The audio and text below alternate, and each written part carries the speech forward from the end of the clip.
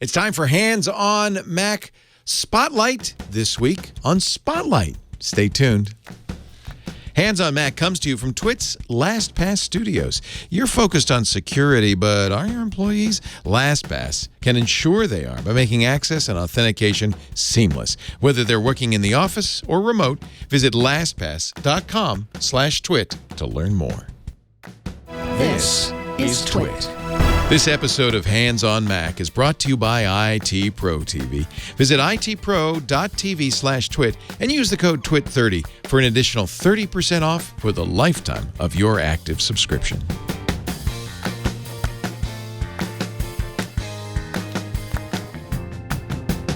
Time to get your hands on a Mac, and I'm going to show you a tool you probably are aware of, but over the years has gotten more and more powerful, and frankly is the single most useful bit of information that a Mac power user can have. You know Spotlight, right? It's a way of searching for things on your computer, and probably a lot of you, when you use Spotlight, go up here to the little Spotlight magnifying glass to open the Spotlight search box. But frankly, there's a lot easier way to use Spotlight, and once you do, there are a lot of great things you should know about it. First of all, let's talk about why you need Spotlight. When Apple came out with the Macintosh interface, it was great. I mean, everybody was very happy. It's very graphical. It's beautiful. Windows followed shortly thereafter with their own graphical interface. But it doesn't take long if you use a graphical interface before you realize that finding anything in the graphical interface takes a lot of digging through folders, folder after folder, just to find the file you're looking for. It would sure be nice if there were a quick and easy way to find that file, wouldn't it? Well, there is. It's called Spotlight. You start Spotlight. Yeah, you could start it by hitting the magnifying glass, but here's the shortcut everybody should know. Command space. Command space loads Spotlight's window instantly without taking your hands off the keyboard. Now, I know you probably have tried this. Just train your fingers to use Command space, because you're going to see there's a lot of very useful things you can do. With a few keystrokes, you can launch an app. Just type in the first few. Well, let's find an app I have. Let's see.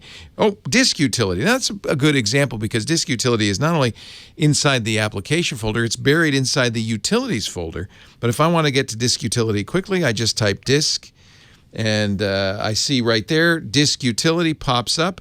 Spotlight's smart, too, because it remembers what you opened, and as you continually open the same applications again and again, it will start offering those. I'll do it again, so I'll show you. Now it's on top, right? When I type disk, it says, oh, last time you opened Disk Utility. But it opens anything with the word disk in it, including the Blackmagic disk speed test. It even's smart enough to understand that things about disks might be in the storage management section. I could change some system preferences. This is another thing to note, is that it has organized these. It gives you the top hit, and as you open an app again and again, the top hit will become more and more likely that first thing. So, for instance, if I want to launch Disk Utility, let me hit escape and do it again. Type disk, and after I get to the fourth letter, that's the first thing on the list. All I have to do is hit return, and Disk Utility opens. So that's pretty handy, right? That's the fastest way to get to Disk Utility. No digging through folders. Just Command space, type disk. As soon as you see the app you want highlighted, hit return.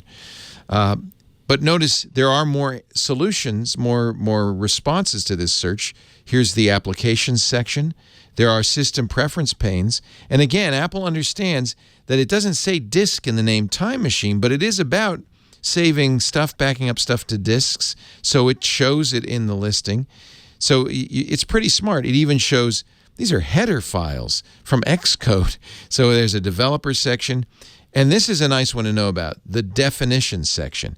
If there's words you don't know and you'd like to look up, this is a really great tool for that.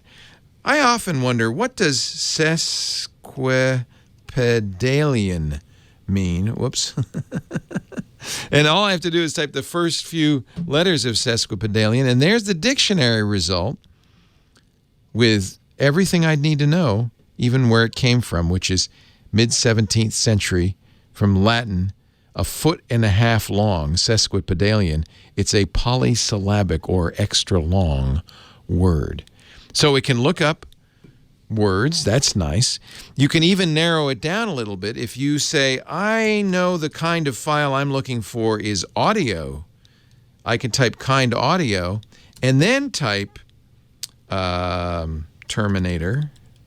And I'm going to get all my Terminator audio files. You saw how quickly I was able to do that.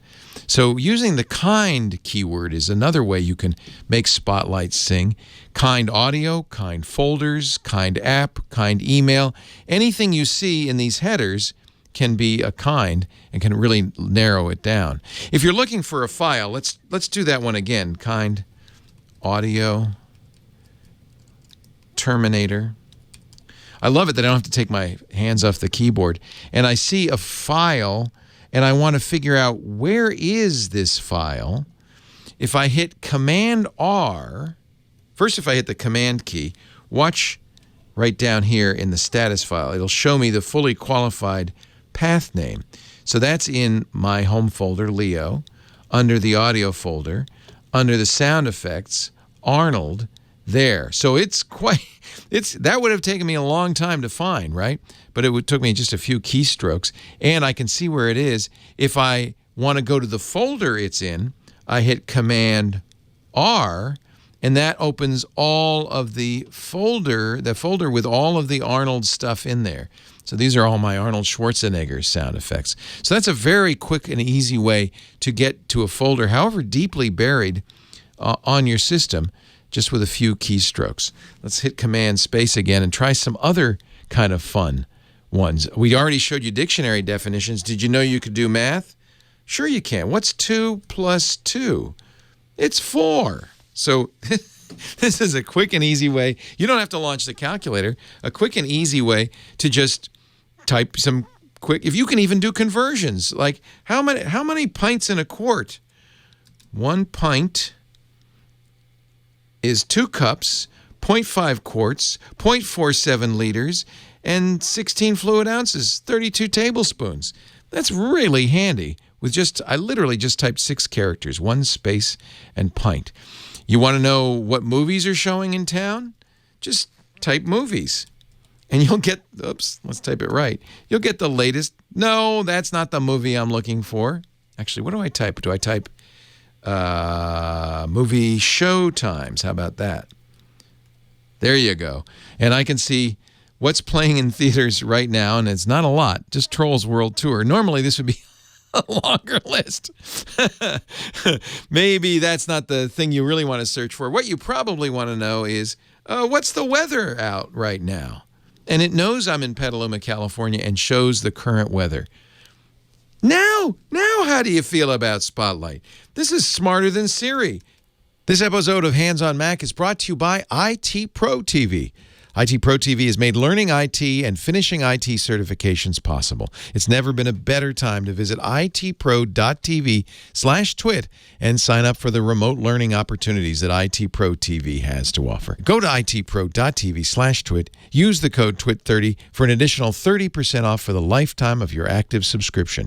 That's itpro.tv/twit. Use the offer code TWIT30. IT Pro TV. Build or expand your IT career and enjoy the journey. Type drugstores to see the drugstores near you with a map. You can even make a phone call. So I can click directions. It'll launch Apple Maps. I can press call. It'll actually make a phone call. You can even search for airplane flights. Do I have to pick up somebody? This will be for a little later in your life. Do I have to pick up somebody on United 30? Well, that's the flight from Newark to Chicago. It's arriving May 4th at 10:04 p.m. It's a 2-hour, 49-minute flight. We don't know the baggage claim yet, and I can go right to the United Airlines homepage or open in Maps. Isn't that sweet? Did you know it could do that? How about this? We're all watching the stock market plummet. Do you think Apple is doing better this time? Yeah, maybe.